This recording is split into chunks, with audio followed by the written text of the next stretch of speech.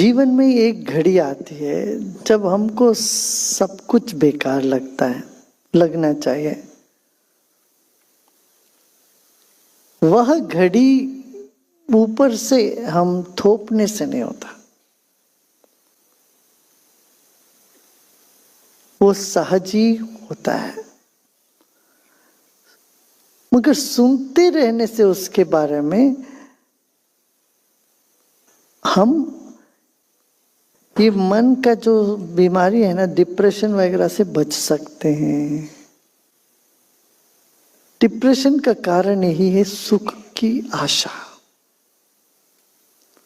सुख की आशा पकड़ के बैठते हैं, वो मिलता नहीं तो डिप्रेस होते हैं आदमी। इतना जोर से सुख की आशा पकड़ के उसको खोजते हैं, वो मिलता नहीं और मिलने की संभावना नहीं दिखती तो आदमी को डिप्रेशन में चला जाता है। मगर हमारे भीतर एक ऐसी तत्व है जहां से सुख की अनुभूति होती है, इसका एक झलक भी मिल जाएगा तो कभी उस चीज को ढूंढते हुए नहीं जाएंगे, फिर एक अलग ही आयाम पर जीवन चलने लगता है। एक उदाहरण का ये है, देखिए पहाड़ में रहने वालों के लिए पहाड़ में कोई इतना आनंद नहीं मिलता। कब मिलता आनंद? जब वो समुद्र के किनारे जाते हैं, वहां बड़ा अच्छा लगता है।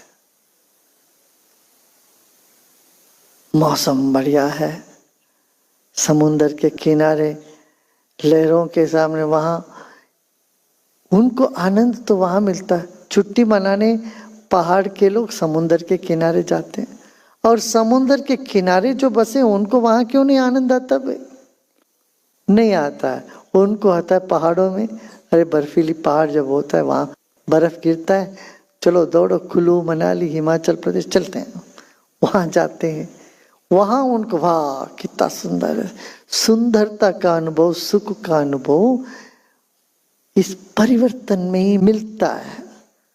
हम क्या समझते हैं उस वस्तु में सुंदरता या उस परिस्थिति में, व्यक्ति में सुंदरता का अनुभव के पीछे हम दौड़ते रहते हैं, फिर थोड़े दिन के बाद वो नहीं होता। मान लो पहाड़ के रहने वाले अपना पूरा घर भर वहां बेच उच के समुद्र किनारे में आ गए, गोवा में आ गए। अब गोवा में कुछ दिन रहने के बाद, कुछ दिन तो अच्छा लगा, साल 2 साल के बाद अरे पहाड़ में ये अच्छा था, बड़ी गर्मी है, यहाँ पसीना आता है, ये वो सब, फिर पहाड़ में जाओ। और इस तरह से किसी एक परिस्थिति में सुख की अनुभूति नहीं होती हमेशा के लिए, तो मन दौड़ता है। थोड़े दिन इसको करके फिर उसमें उसमें उसमें उसमें छलांग लगाने का आदत बन जाता है मन को।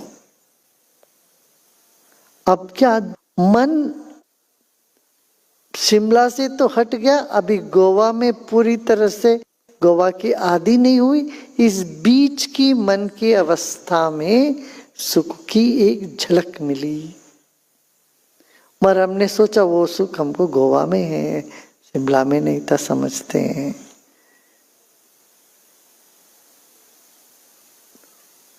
जीवन में हर परिस्थिति को तुम विश्लेषण करके देखो, जहां से तुम्हें सुख यहां मिलता है करके लगता है, थोड़े समय उसमें ज्यादा गहराई में जाओगे तो वहां नहीं मिलता, क्यों? बहिर्मुखता में नहीं है, वो कहीं और है।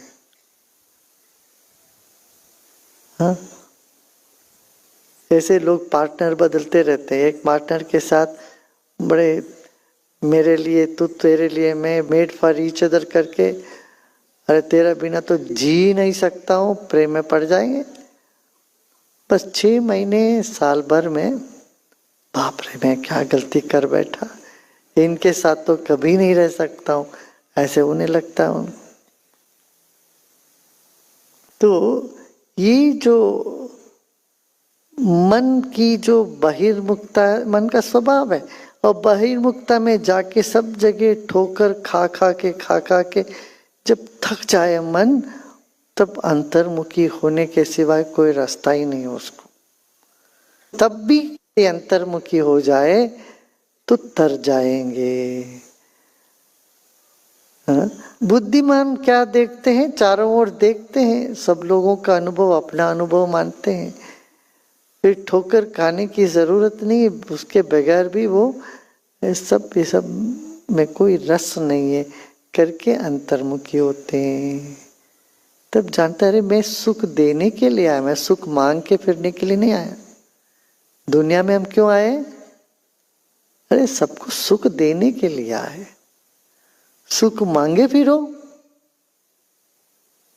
मार खाओगे। ये ज्ञान की अवस्था है। जब कभी भी तुम्हें ऐसा लगे मुझे सुख की चाह नहीं है, पर मैं सुख देने के लिए आया, सबको सुखी देखने के लिए आया हूं, तो तुम्हारे जीवन में एक बहुत बड़ा परिवर्तन हो जाएगा। तुम्हें कोई ताकत दुनिया में डिप्रेस कर ही नहीं सकती। नहीं तो डिप्रेस हो जाओगे इस चीज को लेके, उसको लेके, उसको लेके, उसको लेके। ये सोचने से हम सेवा करने के लिए आए हैं। क्या? अरे सेवा करने से फल क्या मिलेगा ये मत सोचना, सेवा ही फल है। सेवा करने का एक मौका मिला, यही फल है। क्यों? इसका फल यदि और कुछ हो तो आनंद ही है, आनंद के अलावा और कुछ नहीं, आनंद ही इसका फल है। तो आनंदित होके जीवन व्यतीत करना है। देखते देखते देखते सब खत्म हो जाए। इसलिए ये नहीं है जी, वो नहीं है जी, वो वैसा है, ये वैसा है, ये मेरे को देखा, वो नहीं देखा, ये सब दुनिया भर की शिकायतें हमारे दिमाग में जो घुस जाता है, इससे हम खुद भी दुखी रहते हैं, औरों को दुखी करते रहते हैं। क्या है कि नहीं? तो पतंजलि महर्षि कहते हैं कि ये सब ठीक है, मगर सिद्धावस्था में जब तुम पक्के हो जाओगे, जीवन में पक जाओगे, तब तुमको लगेगा सर्वमेवं दुखम विवेकिना। जिनमें विवेक जागृत हो जाता है उनको लगता है सब दुख है, मगर वो किससे भागेंगे नहीं। दुख करके भागते कौन? उससे जो डरते हैं वो। अपमान से कौन भागते हैं?